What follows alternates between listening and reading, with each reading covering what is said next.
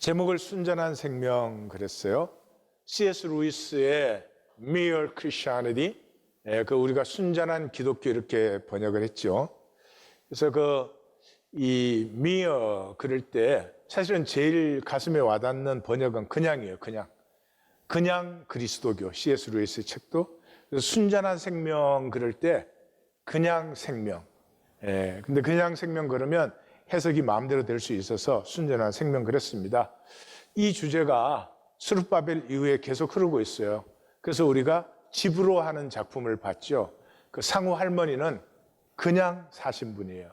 그 다음에 집으로 가는 길에서는 그냥 사랑한 사람들이에요.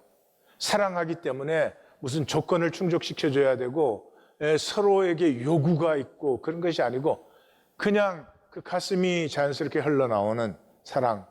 그 다음에 지난주에 축제 그 엄마 너무나 가난하고 어려운 그 상황 속에서 살지만은 자기의 가슴을 배반하지 못하는 그래서 그 가난한 가운데도 결코 이익 챙기지 않고 계산으로 살지 않고 그냥 뭘 잘할 수는 없지만 가슴의 진실 자신을 지킨 그냥 살아온 삶 그것이 이번 주, 다음 주까지 이사야의 두 번째 대단락이 마감되는 때까지 흐르는 주제입니다.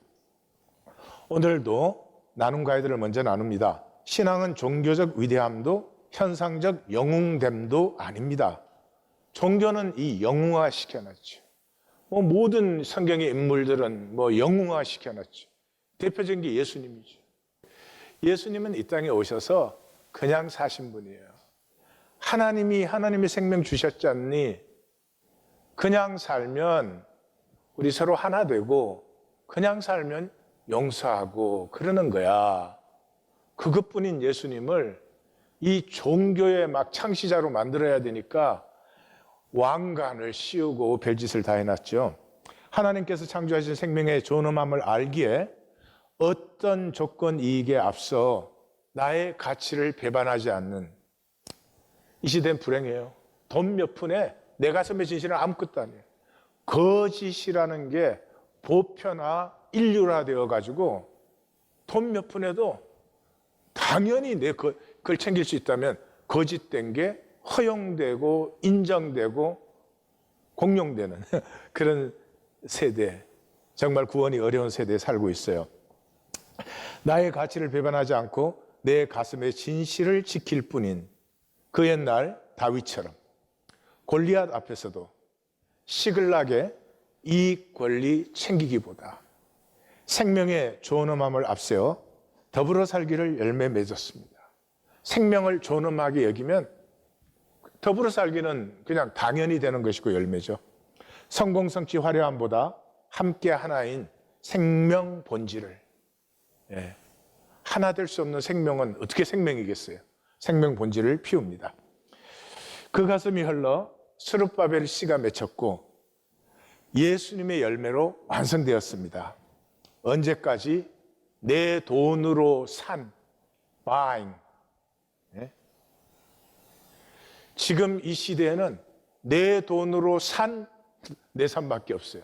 내 삶이 뭐냐? 내 돈으로 산 거예요. 집을 얼마짜리 샀느냐? 차를 얼마짜리 샀느냐? 옷을 얼마짜리 입느냐? 일을 해서 돈을 얼마 받느냐?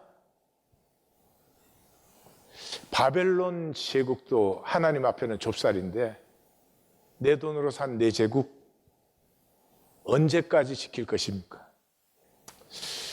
사람의 이 자긍심이라고 하는 것은 자연스러운 본성이에요. 억만금을 주어도 내 가슴의 진실을 배반하기 힘든 것이 사람이에요. 근데 이 자본주의에서 우리가 물질화되어 버려가지고 돈 몇 푼에 하나님에게까지도 거짓되기에 전혀 부담이 없는 스슴치 않는 그런 무기력해진 삶을 살고 있습니다. 우리 개개인의 잘못도 있을 수 있겠지만 그런 시대를 우리가 살고 있어요.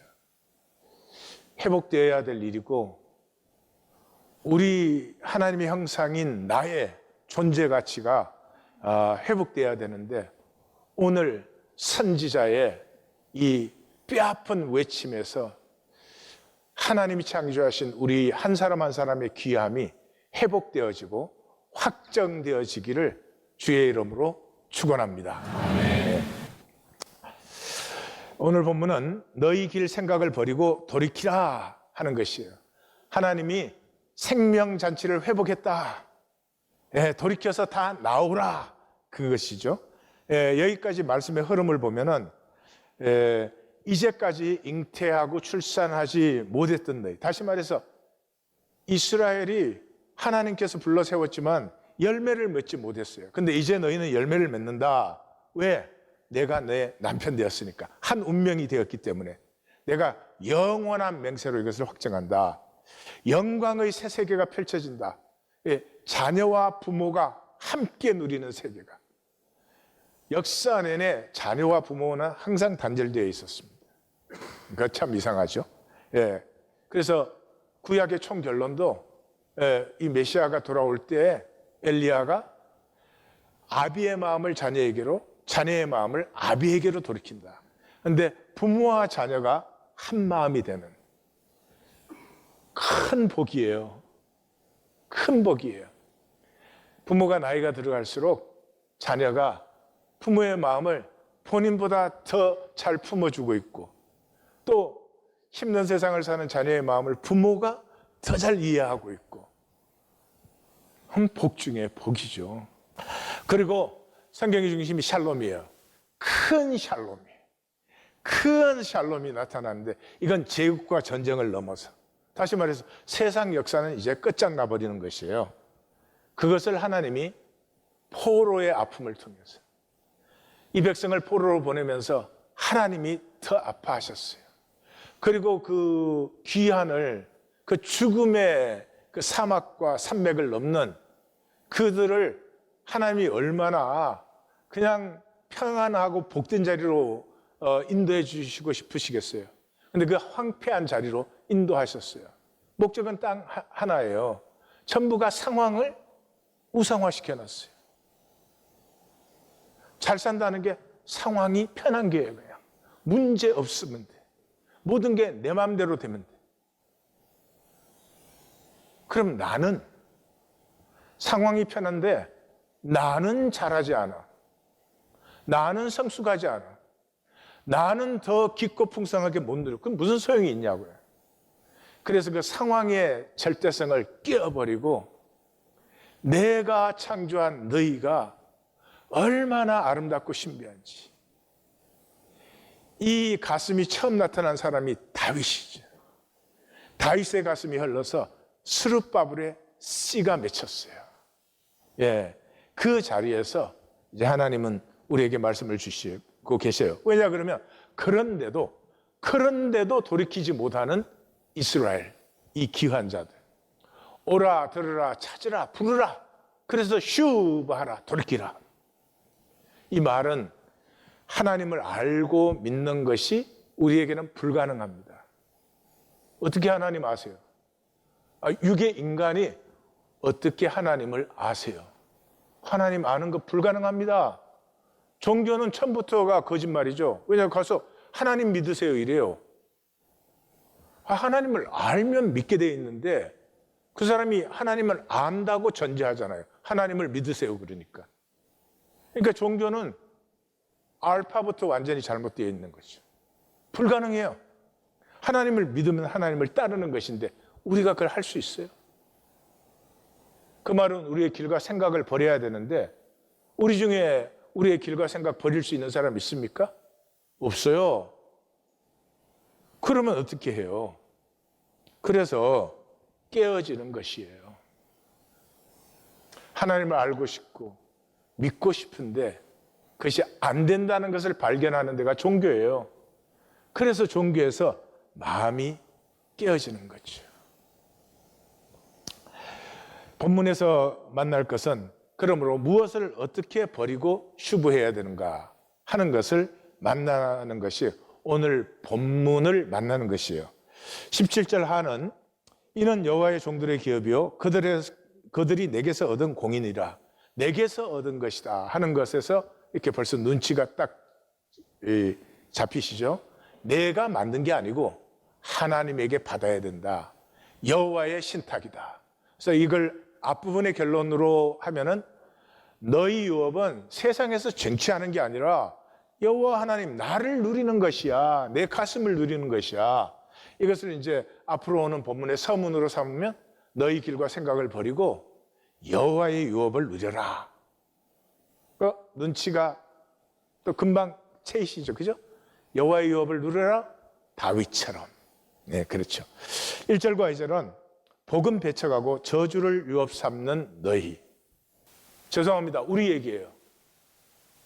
지금 하나님 믿고 하나님에게 예배하러 나오셨죠. 그러나 우리 중에 대부분은 하나님의 복을 우리가 딱 막아놓고 내가 원하는 거 주세요. 내가 원하는 거. 내가 만드는 거 잘 되게 해주세요. 지금 그렇게 있어요. 그래서 복음 배척하고 저주를 유업 삼고 있어요. 점검해 보시고 만약 그렇다면 오늘 바뀌셔야 돼요. 예. 1절 시작이 호의. 호의는 안타깝다는 뜻입니다. 너희 모든 목마른 자들아 물러나오라. 돈 없는 자들 오라. 너희는 와서 사 먹되 돈 없이 값없이 와서 포도주와 젖을 사라. 사 먹어라. 근데 돈 없이 값없이 그러면 서로 모순되는 것 같지 않아요? 사 먹으라는 말은 누구든지는 아무나 아무렇게가 아니다. 누구든지 나올 수 있다는 말은 아무나 아무렇게나 나오는 게 아니죠. 그러면 사 먹으라 그랬으니까 근데 돈으로 살 수 없는 것이니까 어떻게 해야 돼요? 하나님께 구하고 찾고 두드림으로 나와야 되겠죠.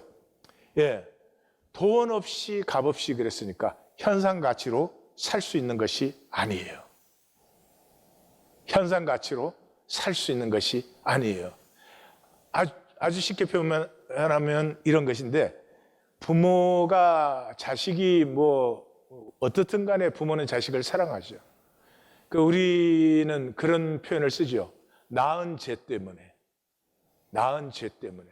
그 아주 적절한 표현 같아요. 하나님이 우리를 창조하신 죄 때문에 우리가 어떻게 잘못되어도 우리를 사랑하는 것을 멈추실 수가 없어요. 그래서 낳은 죄 때문에 또 창조하신 죄 때문에 우리를 사랑할 수밖에 없는 그 하나님의 은혜를 받으라. 네가 네 인생 만든다고 설치지 말고 받으라. 근데 그 설치는 사람은요, 두려움 때문에 설쳐요. 자기가 안 될 것 같은 두려움에. 그래서 설치니까 안 되게 돼 있어요. 누리는 사람은 그냥 하나님이 은혜 주시는 것을 자연스럽게 생각해요. 그래서 잘 되는 것이에요. 사실 오늘 본문 속에는 이 두려움이 이렇게 계속해서 흐르고 있습니다. 너희가 어찌하여 양식 아닌 것을 위하여 은을 달아주며 배부르게 하지 못할 것을 수고하느냐? 너희는 내게 쉐마 그러면 좋은 것을 먹을 것이며 영혼이 기름진 것으로 즐거움을 얻으리라. 우리 번역은 저기를 자신이라고 했는데 3절은 똑같은 네페시인데 또 영혼이라고 잘 번역을 해놓고 저긴 자신이라고 했어요. 아마 잘 번역하려고 한 거겠죠. 너희 영혼이, 다시 말해서 사는 것, buying, purchasing, 사는 것으로 유업 삼는 바보들아. 누구 얘기하는 것 같아요? 우리 얘기예요. 우리 얘기. 당신이 누구십니까? 라고 물으면 돈으로 사는 것으로 생각해요. 예? 내가 어떤 집에 살고 있고 어떤 옷을 입고 아이를 어떤 학교에 보내고 내가 어떤 직장에서 돈을 얼마나 받고 그건 누리면 되지. 그게 나 아니죠. 은혜를 알라. 예레미야 선지자는 선지서를 시작하자마자 아주 잘 표현하고 있죠. 이 백성이 두 가지의 악을 행하였다. 첫째는 생수에 근원되는 나를 버린 것이고, 생수에 근원되는 나를 버렸으니까 자기들이 스스로 웅덩이를 팠는데 물을 가두지 못할 터진 웅덩이다. Exactly. 우리는 하나님은 버리고요, 돈으로 사는 것으로 살아요. 그리고 그것을 마음대로 살 수 있다면은 정말 영혼도 내줄 거예요. 돈은 현상계에서 필요하고 유용한 것이죠. 그렇지만 돈으로 본질을 살 수 없어요. 뭐 그러잖아요. 좋은 침대는 살 수 있지만 잠은 살 수 없다. 뭐 비싼 집은 살 수 있지만 행복한 가정은 살 수 없다. 그렇게 말하면서도 또 큰 집 살려고 살아요. 그래서 예수님은 이렇게 말씀하셨어요. 불의의 재물로 친구를 사귀라. 그리하면 그 재물이 없어질 때 그들이 너희를 영주할 처소로 영접하리라. 이 종교는 이런 말 들으면 헷갈려해요. 너무나 당연한 말씀이죠. 돈은 의가 아닙니다. 돈은 의가 아닙니다. 이 세상에서는 돈이 의지요. 그래서 돈 있는 사람이 말하면 좀 더 권위가 생겨요. 내 말하면 좋은 사람이 돈 있는 사람이 말하면 쫑긋 귀를 세우고 들어. 뭐 돈 있는 사람이 짝퉁 들고 있으면 진짜 같아. 근데 우리가 진짜 들어도 짝퉁인 줄 알아요. 돈은 의가 아니에요. 세상은 돈이 의라고 해요. 의가 아니다란 말이 불의다라는 얘기예요. 그 불의한 돈을 이 세상에 살면 쓸 수밖에 없죠. 근데 어디에 쓰라고요? 친구를 사귀라. 근데 그 친구가 어떤 친구예요? 영주할 처소로. 영원한 관계를 맺는데 돈을 쓰라. 단절되어가지고 난 네보다 큰 집 가졌다 이런 거에 쓰지 말아라. 그런 거죠. 그래서 돈은 악의 뿌리예요. 돈은 악의 뿌리예요. 예. 이 돈이 인간 가치를 말살해요. 제가 그랬죠. 구원받은 사람은 사람을 볼 때 사람이 보인다고. 그런데 세상에 속한 사람은 사람 보면 돈이 보여요. 얼마나 잘났는지 성공했는지 뭐 비싼 거 가졌는지 그게 보여요. 인간 가치를 말살시켜요. 그러므로 돈이 없으면 아마 이 사회의 죄와 악과 거짓의 90% 이상 없어질 거예요. 그래서 성경은 돈을 사랑함이 일만 악의 뿌리다. 종교는 또 이걸 헷갈리게 해요. 아, 돈이 악의 뿌리가 아니고 돈을 사랑함이 또 악의 뿌리다 또 이래요. 정말 갖다 붙이기에 도사들이야. 사랑함을 빼도 말이 돼요. 돈이 악의 뿌리예요. 그런데 그걸 사랑까지 한다 이 말이에요. 악의 뿌리를 왜 줘야 해요? 사랑하기 때문이에요. 그래서 부모 장례에도 이슈는 돈이에요.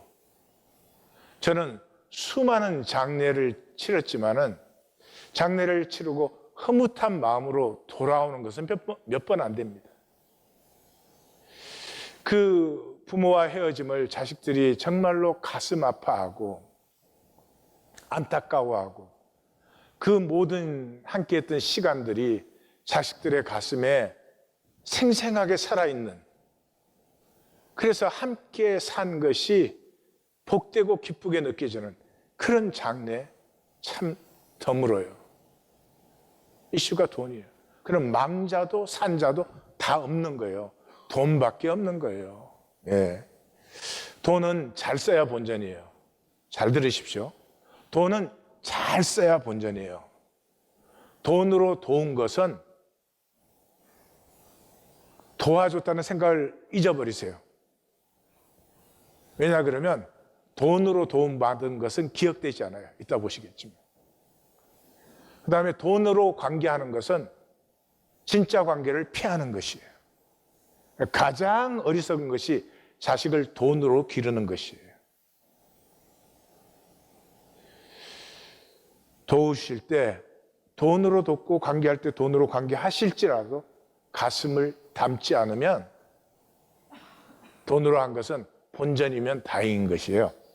3절에서 4절은 은혜를 누린 타이스 유업이에요. 야, 너희 그 돈으로 너희 세계 만들지 말고 은혜 받아라 그랬잖아요. 1, 2절이. 그래서 3, 4절은 샘플을 보여주는 거예요. 너희는 귀를 기울이고 내게로 나와 쉐마하라. 그리하면 너희 영혼이 살리라. 내가 너희를 위하여 영원한 언약을 맺으리니 곧 다윗에게 허락한 확실한 은혜니라. 우리 그 변형했는데 세 단어예요. 아멘 헤세드 다윗. 그대로 원어대로 표현하면 다윗은 헤세드, 은혜로 인침받은 사람이에요.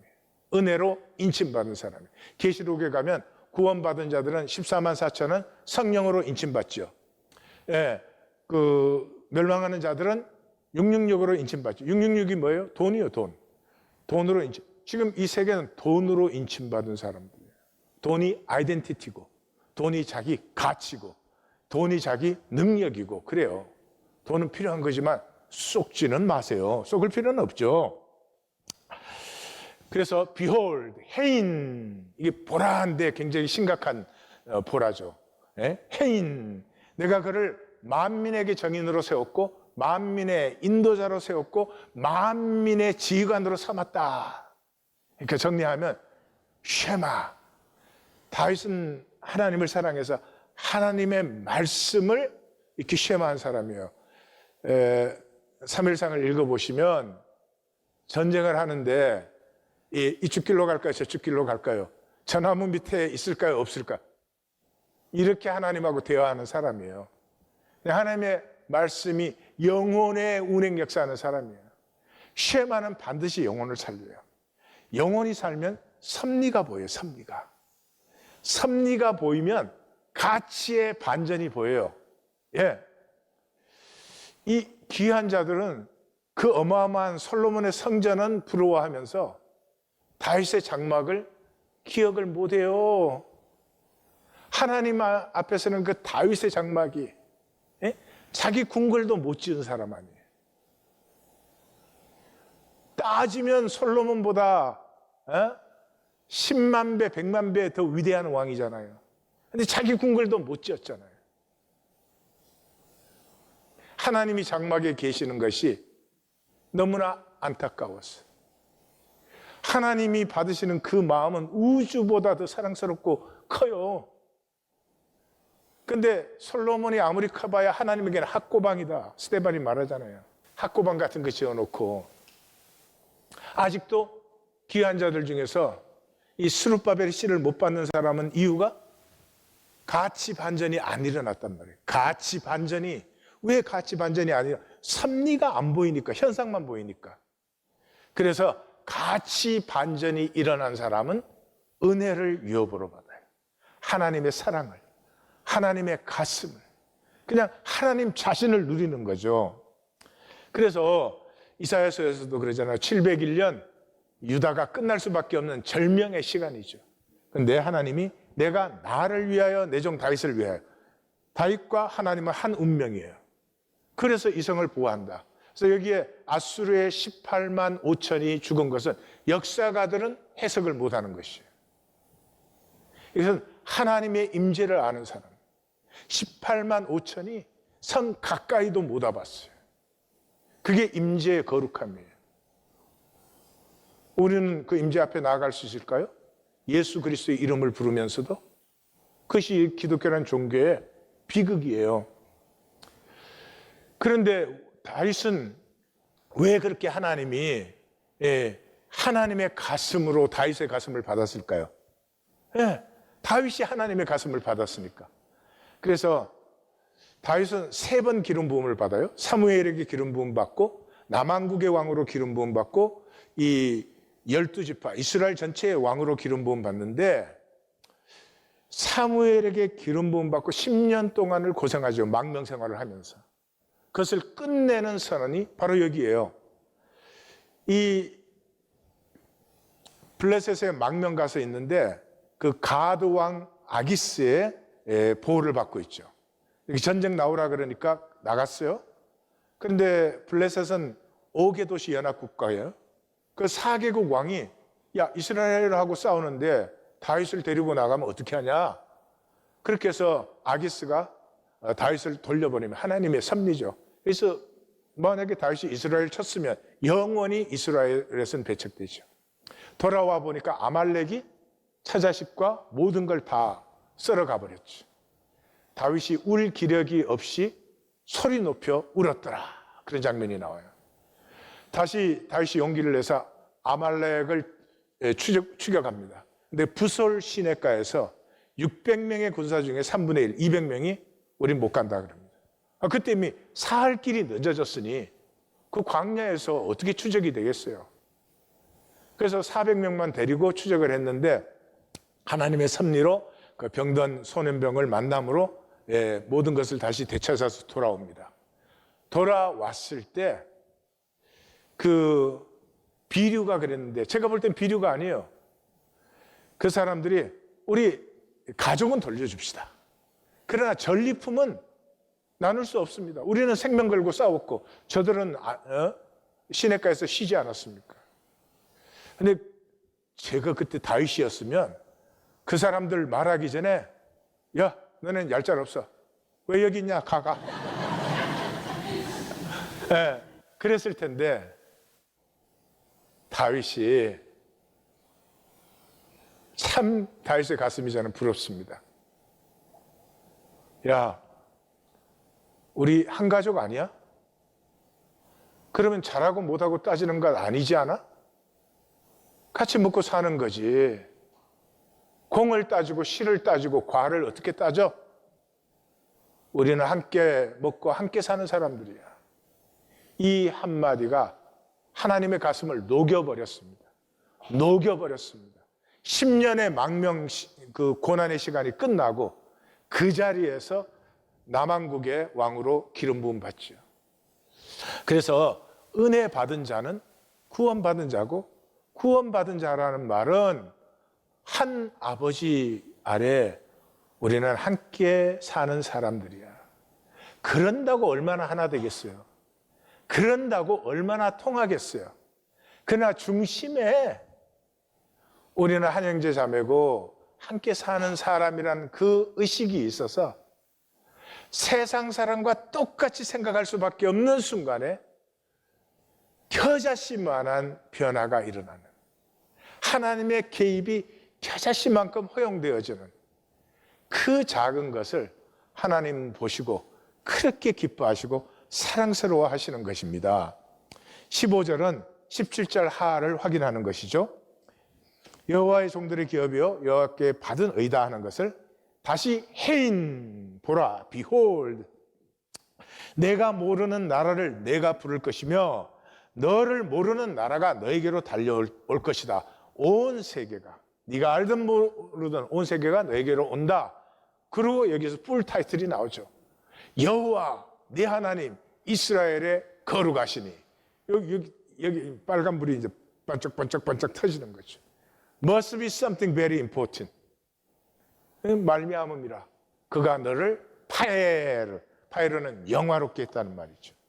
그러니까 쉐마로 누리는 영광스러운 은혜의 유업. 저는 이 말로 정리하는 걸 참 하는데 싫어합니다. 2장에서 이미 말했잖아요. 만방이 시온으로 나온다. 여호와의 산에 오르자 야곱의 하나님의 전에 이르자. 이는 율법이 시온에서 나오며 여호와의 말씀은 예루살렘에서. 그래서 열방이 하나님의 통치 안으로 모이는 그것이 드디어 너희에게 이루어진다. 언제? 너희를 창조하고 너희가 복되기만을 바라는 하나님의 가슴을 받을 때. 6절에서 7절은 불의한 길, 생각. 이게 뭐예요? 2절에 돈으로 사는 삶. 돈으로 사는 게 자기인 줄 아는 그걸 버려라. 너희는 여호와를 찾으라. 맞자 한다 하는데 번역은 굉장히 복잡합니다. 너희는 만날 만한 때 우리는 그렇게 했죠. While he may be found. 그 다음에 여호와를 부르라. 하야 카로브. While he is near. 가까이 계실 때 부르라. 이 무슨 말이에요? 언제는 여호와 하나님이 가까이 안 계셨어요? 다윗의 가슴이 흘러서 스룹바벨에게서 그 씨앗으로 맺힌 것이 나타난 지금. 보이지 않니? 하나님이 어떻게 역사하시는지. 보이지 않니? 하나님이 어떻게 영광스럽게 하시는지. 이게 나타났을 때 받아. 제발 구하고 찾고 두드려라. 악인은 그 길을 불의한 자는 그 생각을 버리고 여호와께로 슉 돌아오라. 그리하면 그가 긍휼히 여기시리라. 긍휼, 하나님의 긍휼. 그래서 예수님은 이걸 자기 사역의 두 중심으로 삼았죠. 우리 하나님께로 돌아오라. 그가 너그럽게 용서하시리라. 그러니까 하나님께서 이 자기의 이 사랑의 가슴을 부어서 너희가 현상의 무슨 뭐 껍질 거창한 것이 아니라 그 무한하고 신비하고 아름다운 영원한 생명 본질이 피어나게 하시려고 여기까지 섭리를 인도하시고 포로까지 보내시고 귀향까지 돌아오게 한 지금 너희는 돈으로 세우는 내 제국이 아니고 하나님의 긍휼을 받아서 다시 긍휼이 너희에게서 흘러넘치는 자들이 되어라. 오늘 본문은 네가 네 능력으로 만드는 그 삶에서 돌이켜라, 구원의 복을 받아라 하는 것이에요. 그 말은 순전한 중심, 깨어진 어미의 마음을 받음. 이게 이제 말의 온도라고 하는 정지아 씨의 작품의 그 내용인데요. 이 작품은 이혼한 50대 중반의 딸이 이제 큰오빠가 너 시골 내려가서 엄마 모셔라 자꾸 부탁을 해서 시골에 내려와서 엄마를 모셔요. 근데 이제 이 큰오빠가 그렇게 한 데는 큰오빠는 그 부모의 마음과 통하는, 그 부모의 마음을 잃는 사람이에요. 그래서 이 집 자식들이 다 잘 되었어요. 그리고 부모를 다 좋아해요. 그래서 이 홀로 된 어머님이 어느 집에 오신다고 해도 다 기꺼이 모실 그런 자녀들이에요. 그런데 큰오빠는 알아요. 엄마는 누구 집에도 결코 오시지 않는다. 그래서 이혼한 그 막내 여동생 보고 네가 내려가서 엄마 모셔라. 그래서 이제 내려왔어요. 입이 이만큼 해서 내려왔죠. 근데 그 부모님이 자기가 이혼하고 나서 그 나이가 많으신데 계속 농사를 지어요. 엄마, 아빠, 우리 다 뭐 먹고 살 만큼인데 뭘 그렇게 일을 하지? 이제 그만하고 좀 쉬세요. 그러면은 뭐 심심해서 일을 하지. 그러면서 그렇게 농사 지은 것 가지고 이 혼자 자식 기르는 이 딸네 집에 맨날 먹거리 갖다 놓고 이 먹거리 갖다 놓고 돌아간 뒤에 보면 반찬통에 돈 들어 있고 그렇게 해요. 그런데 이제 그래서 이 딸이 이제 그 시골집에 내려갔더니 엄마가 자기가 사랑방으로 가겠다는 거예요. 이 이혼한 딸이 엄마에게 얹혀 산다는 그런 느낌을 안 주려고 안방을 내주는 거예요. 그러니까 절대로 안 된다고 그러니까 그 엄마가 그러는 거예요. 나는 너네 아빠 살아 계실 때 사랑방에 앉아서 새끼 밥 받아 드시고 거기 친구들 데리고 와서 같이 놀고 하는 거 나 평생에 부러웠다. 나 혼자 됐는데 이 나이에 한번 해보자. 이렇게 해가지고 이제 사랑방으로 옮기세요.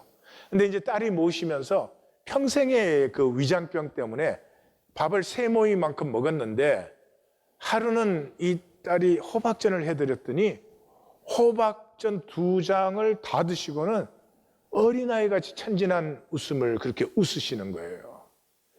그때로부터 엄마가 뭘 좋아한다. 엄마의 체질이 원하는 이렇게 밥을 해드리면서 그냥 그 위장병이 싹 없어졌어요. 엄마가 나같이 복 많은 여자가 어디 있냐. 그러면서 너희 기를 때 못 먹이고 못 입히고 너는 또 딸이라고 곱절로 고생시켰는데 나는 참 너희가 고맙다 그래요. 이게 우리의 신앙생활이에요. 하나님이 우리를 창조하셨을 때는 제일 먼저 복 주셨잖아요. 그리고 다스림의 권세까지 위임했잖아요. 그런데 그 하나님의 가슴은 모르고 내가 만든다고, 내가 돈 벌어서 나 만든다고 모든 진실된 가치, 본질 가치는 다 패해버리고 껍질도 시식 껍적한 것 갖다 붙이고는 사는 우리의 모습이에요. 그리고 이 어머니는 가족을 섬기는데 정말 죽게 하듯이 합니다. 이 딸은 결국 대학원 박사 과정까지 했지만은 그냥 이 다른 형제에게 질 수 없다는 그 경쟁심 하나로 공부를 하고 그만큼 성취를 했어요. 그런데 그 사이에 자식하고도 진정한 관계를 못 맺었고 남편하고도 이혼할 수밖에 없는 그런 관계가 되고 말았어요. 내가 이렇게까지 귀하게 기르니까 너는 잘 돼야 돼. 그건 욕심이에요. 이 현대는 그 선을 넘어버렸어요. 그리고 그 선을 넘는다는 것이 얼마나 저주인지를 몰라요. 자식이 영물이에요. 부모가 아무 말 안 해도 나를 나로 즐거워해주는 부모를 만난 자식은 기상이 살아나요. 그런데 말은 안 하는데 바라는 게 있어. 그럼 자식은 그 부모의 바람을 성취시켜주고 싶지요, 당연히. 근데 성취시켜주고 싶은 게 아니라 그게 무거운 납덩이가 돼요. 잘 안 되거든요. 예. 그래서 이 딸이 모시면서부터 엄마 체질에 맞는 식사를 만들어주기 시작하면서부터 평생 앓던 속병이 없어져요.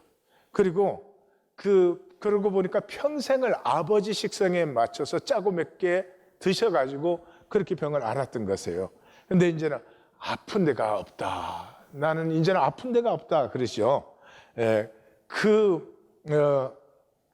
엄마는 이 남편을 누리고 자식을 다 누렸어요.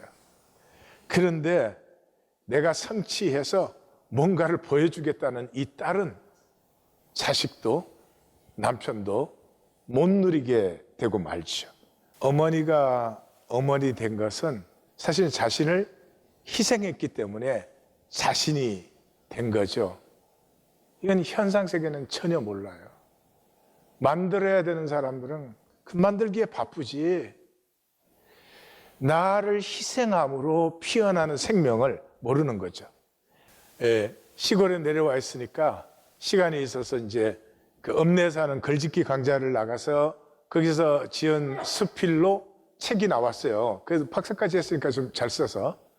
그래서 그 책을 엄마한테 보여드렸는데 식사 중에 엄마가 그 딸의 이름으로 책이 나왔다고 얼마나 좋아하시는지, 그래서 막 그러다가 굴비가 다 식어버렸어요. 근데 그 식은 굴비로 밥상을 깨끗이 비우신 건 그때가 일생의 처음이에요. 이 얼마나 기쁘신지, 보통 때도 식사를 다 못 마치는 분이 밥을 다 드신 거죠.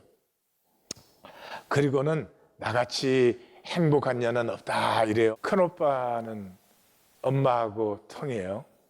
그러니까 이 엄마의 순전한 마음은 반드시 통하게 됐어요. 그래서 큰오빠를 통해서 온 가족에게 다 통하는 거예요. 근데 제일 안 통하던 데가 어디예요? 이 막내딸이에요. 그냥 자기가 딸이기 때문에 차별받을까 떨어질까, 그 두려움밖에 없었던 사람. 그것이 오늘날 우리의 생애예요. 성공하지 못할까, 잘 되지 않을까, 보여줄 게 없지 않을까, 그 두려움에 자기가 누군지, 자기가 어떤 관계 속에 있는지, 부모, 자식까지 다 잃어버리고 사는 게 오늘 우리의 모습이에요. 생명을 피우는 것은 오름이 아니에요. 긍휼이에요. 그래서 예수님은 이 긍휼을 자기 사역의 2대 중심으로 딱 세우셨잖아요. 예? 그리고 우리가 가꾸는 것은 현상 성취가 아니에요. 기억이에요. 내가 얼마나 뭐 이루었느냐, 나 무슨 계급장 달고, 아니에요. 내 생애가 끝난 다음에 나는 자녀들과 나를 아는 사람들에게 어떤 기억을 남겼느냐예요. 그게 성경이에요. 구약, 유월절을 행하여 나를 기억하라. 신약, 떡과 잔을 행하여 나를 기억하라. 생명은 기억이에요. 어제 우리 앞집에 사는 헬렌이 이제 돌아가셔서, 저보다 별로 나이가 많지 않으세요. 근데 돌아가셔서 장례에 갔더니 미국 장의사인데도 참 예쁘게 시실, 그 딕하고 헬렌인데 정말 그 젊었을 때 사진을 보면 배우 같아요. 정말 잘생겼어요. 근데 돌아가신 모습도 굉장히 곱게 해놨더라고요. 그리고 이제 장례식 끝나고 돌아와서 점심 식사 끝나고 이렇게 기도를 하는데 그렇게 곱게 해놓은 그 얼굴이 생각이 안 나요. 불과 2시간 전에 본 얼굴은 생각이 안 나요. 죽은 얼굴은. 그런데 생생하게 생각나는 얼굴이었어요. 우리가 이사 처음 왔을 때 와가지고 웃어주고 인사해주고 이 동네가 어떤 동네인지 누가 사는지 뭐 약간 긴장되는 마음도 있는데 와서 우리가 누구냐고 물어주고 또 자기가 누구라고 얘기해주고 해서 마음을 그 편안하게 해주고 그때로부터 항상 만나면 웃고 하이하고 그 모습은 너무나 생생한 거예요. 10몇 년 된 그 표정은. 생명이 기억이에요. 나는 어떤 기억을 만들고 계세요? 돈으로 사는 세상은 기억이 사라졌어요. 불안과 욕심밖에 없어요. 사는 삶, 돈으로 사는 삶, 그 뭐 좋고 비싸고 있어 보이기, 그게 전부예요. 그래서 뭐 그 관심이 항상 명품, 뭐 비싼 거, 좋은 거, 뭐 인텔리한 거 이런 거예요. 그래서 뭐 항상 브랜드가 중요하고 반찬 하나를 사와도 이게 뭐 옛날에 임금님께 진상한 거라고. 그 임금님께 진상한 거 먹으면 지가 임금님 되나? 예? 그리고 뭐 전시회 가서 작품을 보고 왔으면 잘 즐겼으면 됐지. 뭐 더 뭐 해석을 멋있게 해가지고 있어 보이려고 그래요. 그 작가는 빛과 어둠의 경계를 표현하는 작가예요. 빛과 어둠의 경계? 나 맨날 하는데 스위치 켤 때 스위치 끌 때도 경계. 아이고 정말 뭐 있어 보이려고 몸부림을 치는 것 같아요. 이런 사람들의 문제가 뭐예요? 현상적인 기품과 인격적 성숙은 전혀 무관해요. 오히려 반비례해요. 이런 게 집착할수록 속사람이 지저분해. 삶의 전형적인 통속화. 오로지 뭐를 가지고 있느냐, 어디를 갔다 왔느냐, 무엇을 구경했느냐, 그걸 전부로 아는 사람들. 한마디로 말하면 그거죠. 값싼 소비자로 전락해 있어요. 내가 무엇을 소비하느냐가 나라고 생각하는 거죠. 너무 불쌍한데 자기는 비싼 거 소비하는 걸 뭐 대단한 일로 생각을 하는 것 같아요. 본질의 반전을 모르는 사람들이죠. 생명은 약함과 초라함과 아픔에서 아름다움이 피어나는 거예요. 이 귀한 자들의 문제가 아까도 얘기 드렸지만 솔로몬의 성전, 그 하나님 보시기에는 학구방이요. 그 솔로몬의 성전을 기억하면서 이 다윗의 장막은 그 장막 때문에 그 위대한 왕이 자기 궁궐을 짓지 못한 다윗의 장막은 상실해버린 사람, 불쌍한 사람들이야. 긍휼은 우리가 잘났기 때문이 아니에요. 우리가 악하고 죄되기 때문에 더욱더 하나 되는 것이. 진실은 뭐예요? 영적이 아니에요. 순전한 마음, 그냥 마음. 어머니예요? 그냥 어머니가 될 수 없는 세상에 살고 있어요. 어머니들 욕심이 이게 뭐 우주를 덮고 남아요. 욕심 없이 그냥 어머니 되어주는 것, 그냥 친구 되어주는 것, 그냥 성도 되어주는 것. 이게 얼마나 큰 능력이고 신비고 복인지를 잃어버린 시대를 우리를 살고 있어요. 예수님은 그걸 하셨어요. 나사렛 예수는 조용하고 순전하고 소박한 혁명이란 말을 붙이가 전 너무 준비하면서 죄송스러웠는데 그래도 그렇게밖에 표현할 수가 없어요. 그는 외치지 아니하며 목소리를 높이지 아니하며 그 소리를 거리에 들리게 아니하며 상한 갈대를 꺾지 아니하며 꺼져가는 등불을 끄지 아니하고 진실로 정의를 시행할 것입니다. 이 긍휼이 없으셨으면 나는 어디에 있을까?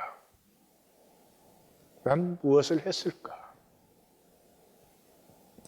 예수님은 그냥 한 아버지, 한 하나님 아니냐? 그럼 우리가 그냥 같이 사는 거지. 이걸 뭐 위대하게 하라는 것도 아니고 완벽하게 하라는 것도 아니고 잘 하라는 것도 아니고 현상에 어떻게 단절 안 되고 살 수 있겠어요? 그러나 가슴에 겨자씨만한 통함이 생겨 있는 그 큰아들이 엄마의 마음을 이해했으면 얼마나 이해를 했겠어요. 그러나 그 작은 통함이 그 아들과 엄마 사이를 아름답게 할 뿐만 아니라 가장 딴 주소에 가 있는 이 딸까지 아름답게 만들어 버리잖아요. 이것이 이스라엘과 하나님이 영원히 이별하는 이유가 되잖아요. 우리는 한 아버지, 한 하나님이 지으신 바가 아니냐? 그런데 거짓을 행하여 우리 서로 진실이 조금이라도 통하십니까? 진실 통함은 바늘끝만큼도 없는데 교회당 왔다 간다 한다고 하나님 자녀라고 하고 하나님 믿는다고 하고 구원 받았다고 혹시 각 사람이 자기 행위에게 거짓을 행하여 언약을 욕되게 하는 저희 교회 은퇴 예배는 조용한 혁명선언이에요. 우리는 의가 없어요. 우리는 상하고 통회하는 마음으로 서로를 긍휼히 품을 뿐입니다. 우리가 할 수 있는 것이 아무것도 없습니다. 우리는 작습니다. 생명의 신비는 작을수록 순전하고 아름답고 인간다워요. 이 작은 것이 무시되고 아무 값어치 없는 것으로 전락돼 작은 것 속에서 겨자씨 같은 중심의 진실을 찾으시는 하나님. 예수님과 말씀은 그것을 우리에게 증거하고 있어요. 우리에게 뭘 잘 믿으라든지 위대하라든지 그런 게 아니에요. 정말 돈으로밖에 살 수 없는, 육으로밖에 살 수 없는 세상 속에서 날마다 내 가치를 배반하고 있음에도 불구하고 내가 내 가치를 배반함을 아파하는 상하고 통회하는 심령만 있으면 그것이 안타까워서 하나님의 긍휼이 임하여서 하나님의 나라를 이루시는 것이죠. 누구나 받을 수 있는 것이고 누구든지 온 세상과 우리를 정말로 새롭게 할 수 있는 상과 생명과 말씀이 우리에게 주어졌는데 끝까지 우리도 안 받고 자녀에게도 안 줄 것입니까? 끝까지 가실 것입니까? 돌이키십시다. 우리 함께 돌이키십시다.